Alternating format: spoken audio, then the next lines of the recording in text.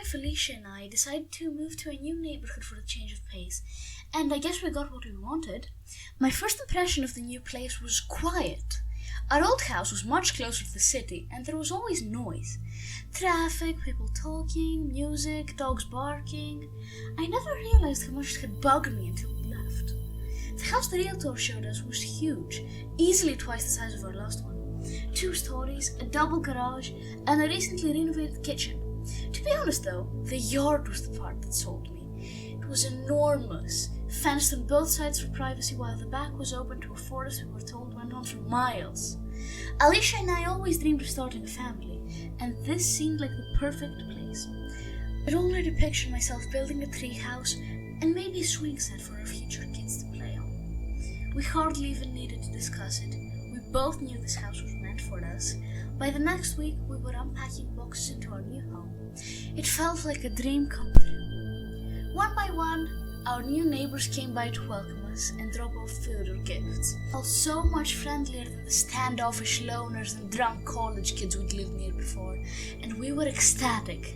Everything seemed so perfect, and then it started to get weird. The last visitor came by while we were in the middle of eating one of the delicious casseroles that had been so kindly dropped off earlier. She was a short, round woman who introduced herself as Marjorie with a strong southern accent and called me Marge. Our conversation started off nice enough. She asked about us and how we were settling in. She sort of reminded me of my own mother, who lived across the country. We were all laughing at one of the many jokes he'd cracked, when she leaned in close with an out-of-place conspiratorial look on her face. "Y'all aren't planning on getting any pets, are you?" I shook my head. "Good, you'd better not." Alicia gave a nervous smile, unsettled just as I was by the sudden change in tone. "Why not?" Marge looked around as though checking for eavesdroppers, which I found ridiculous. "You haven't noticed how quiet it is?" She had dropped her voice low, and there was a quiet urgency to it that made me nervous.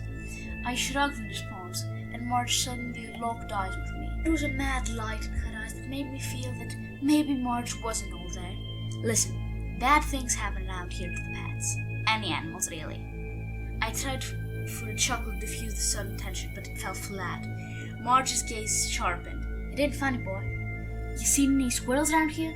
Buds?" I hadn't. It wasn't unusual. I didn't really pay much attention to wildlife. But even as I listened, the woods outside were silent. No birds sang in the trees, and I couldn't even hear any crickets chirping, which was definitely not normal of summer night this warm.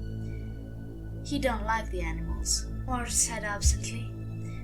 "What?" Alicia asked, shaking her head. "What the hell are you talking about, Marge?" I could see Alicia's discomfort in the curl of her shoulders and the shakiness of her voice. Suddenly I'd had enough of this strange woman, coming into my house and scanning us with her paranoia. "Thanks for coming by, Marjorie, but I think we'd better get back to our dinner." I made to usher her out the door, but she threw up her hands. Wait! She looked frantically between us. "Please, let me speak, just 2 minutes." I frowned, but didn't move to stop her as she continued talking. "Haven't you seen the crime rate around here?" I shook my head, but Alicia nodded. "It's almost zero, ain't it?" "It's almost zero, isn't it?" Marge nodded. "This one of the safest neighborhoods in the country. We're safe here because he protects us." I felt a shiver run down my spine. Whether it was caused by the topic of discussion or the dropping temperatures outside, I couldn't say. "Who, Marge?" Alicia asked, her voice almost a whisper. He don't have a name, no." Marge's words were quick, and she stumbled as she spoke. "We call him the Guardian, if we call him anything at all." Every irrational bone in my body screamed at me to throw this mad woman out of my home, but the conviction burning in her eyes was strong enough that I felt I had to hear her out. "He don't like to be noticed. He stays in the woods mostly. But we, the neighborhood, we have a deal with him. We provide for him, and he protects us." I had a question, and I wasn't sure I wanted an answer. "Provide what?" I asked with trepidation. "Bones," Marge replied, whispering with feverish intensity. "Any kind. Scraps from dinner usually, but the hunters will give him almost everything from their kills, and if we don't give, he takes."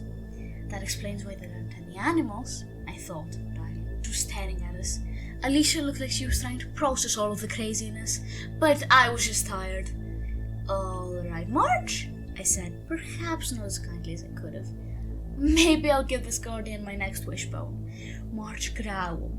Honest to God, the old woman growled at me. I don't want you to regret moving here, she snapped. I won't, I assured her. She glared at me, then stomped out of the house and slammed the door behind her like a spoiled kid. There were several long moments of silence. Then I exhaled loudly. Well, that sure was something, I said. Alicia snorted. Yeah, she's crazy. I hummed in agreement and we went back to our dinner, which was unpleasantly cold by now. We ate in silence, both thoroughly creeped out by our new neighbour. Not creeped out enough, though, to keep us up. By the time we finished eating, it was almost 11, and a long day of unpacking left us exhausted. We practically collapsed into bed and fell asleep immediately. I dreamed that night, but I forgot all about it as soon as I woke up. There was just a lingering sense of unease, the kind that made me want to check out my bedroom monsters like I was a child again. I chalked up to a new house and ghost stories in the brain. It didn't mean anything. The next day went the same as the one before. I didn't have much to unpack, so it was quick work, but I enjoyed daydreaming about what we could do with the house as I set up furniture. This one could be the nursery, I said, pointing out a small bedroom next to ours. Alicia grinned at me. I was overjoyed by the new house and all the possibilities that came with it, but throughout the day I couldn't shake a vague sense of fear. I felt like something was watching me, which was ridiculous. There was hardly anyone around. I kept throwing furtive glances over my shoulder anyway, making sure that nothing lurked in the dark corners. I fell into a kind of trance as I worked, and it was broken only by the grumble of my stomach. As I came back to the real world, I noticed that the sun was starting to set, streaking the sky red and orange. Working for longer than I had planned, and it was a good few hours past dinner time now. I found Alicia downstairs cleaning the bathroom. She'd done the same thing as me, and was surprised by how late it was. We both quickly agreed not to bother cooking. We were exhausted and starving now that we paid attention. I volunteered to pick up some fried chicken. It wasn't a hearty, home-cooked meal, but it was food, and that's all I really wanted. We ate like starved beasts around the kitchen table, shoveling down handfuls of fries and gnawing the chicken wings right down to the bones. The bones. We have that thought at the same time, because we both looked at the small, neat pile of bare chicken bones destined for the compost bin. Should we? Alicia started. I'm a rational man. I don't believe in ghost stories, but there was some inexplicable urge that told me I needed to listen to Marge. Maybe it would make Alicia, hell, and me, feel a little better. If nothing else, at least fertilize the grass a little. I nodded at her, and we finished our dinner with little conversation. Once the table was cleared, I gathered the fragile bones in my hands and headed to the back door. Alicia followed at my heels, and saying a word as we left the house and walked through the backyard towards the tree line. The sun was almost completely down, bathing everything in an inky blue light. The quiet of the woods and the thick heat in the air felt oppressive, like it trapped any words I might have said inside my mouth. I got the feeling this was a ritual meant to be completed in silence. As we reached the bases of the first towering, the unofficial marker of where our property ended and the wilderness began, I knelt almost reverently and placed the bones in a small pile on the ground, sheltered in the hollow between two tree roots. They glowed a milky off-white in the fading dusk. Then we turned and walked back to the safety and light of our home. We didn't look back, not when we felt the presence of something watching us, unseen gaze boring into our backs, and certainly not the soft crackle of branches and leaf litter. Whatever was out there, I had no desire to lay eyes on it. We kept our eyes forward until we were safely inside with the door locked behind us. Once inside, I sagged against the wall and let out a harsh breath. Adrenaline was pulsing through my veins and my heart pounded. For no reason at all, I felt a deep terror. I was a grown man, reduced almost to hysterics by a spooky story and some broken branches. From the looks of it, Alicia felt the same way. What the hell was that? Alicia panted. I just shook my head. I didn't know, and I didn't want to find out. We slept better that night, strangely, and the next day, the weird paranoia I'd been feeling had disappeared. I didn't want to believe it was related to Marge's story, but I couldn't help seeing a connection. An uneasy feeling when we which vanished as soon as we did. Alicia and I settled into a routine after a little while. We left Bones out a couple times a week, and while they were always gone by morning, we never saw or heard anything unusual. Honestly, there was no proof at all that anything lurked out in those woods, other than the feeling of being watched I got whenever I went near the forest. It was entirely possible that we were just paranoid idiots being pranked by our neighbours. Well, until last night. The day had been perfectly normal. Alicia and I had both started our new jobs by this point, and after work we had made ourselves some damn good ribs on the barbecue.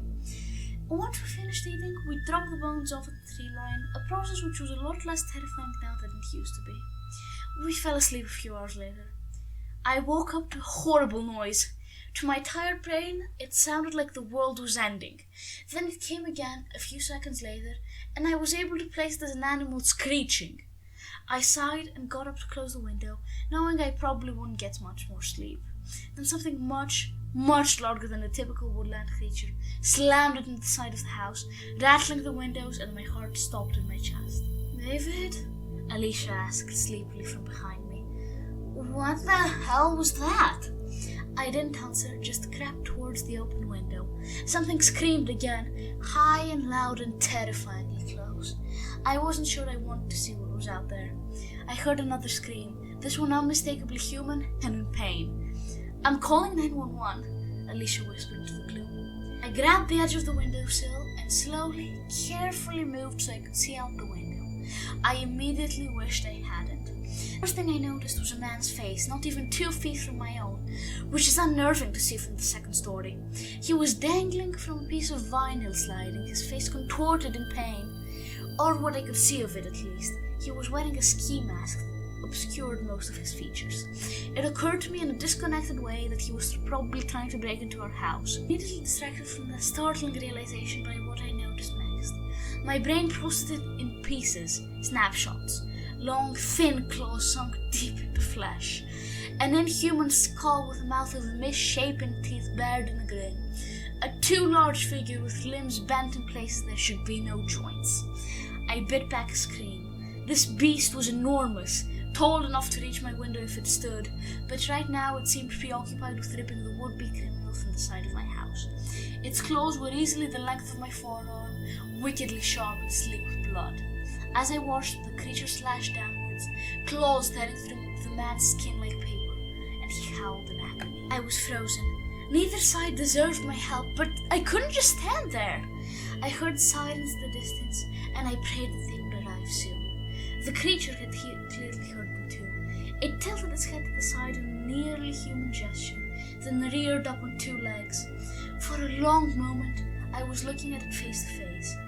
A deer skull, with empty, rotted eye sockets and teeth too sharp to be a deer's. An enormous rack of antlers jutted out from its head. Despite the fact that this thing was made of dead and decomposing parts, I could tell that there was something alive in there. It was looking at me. Then the scene was lit up with red and blue flashing lights as the police arrived. The creature dropped down, grabbing the burglar in a crushing grip against its gaping rib cage. It spared me a final glance, then shambled off into the forest on 3 legs. I heard the man's whimpers fade into silence. I didn't move a muscle until the police came looking for me. They took a statement and investigated the side of my house, which looked like it had been hit by a truck. I floated through the whole ordeal. I knew they wouldn't find any evidence of foul play, and I was right. At the end of the day, they declared that they had witnessed an attack by a wild animal. They also heavily suggested that I was hallucinating. I knew what I saw, though. There was something living in those woods, some creature made of bones and dead things. For better or worse, we were under its protection.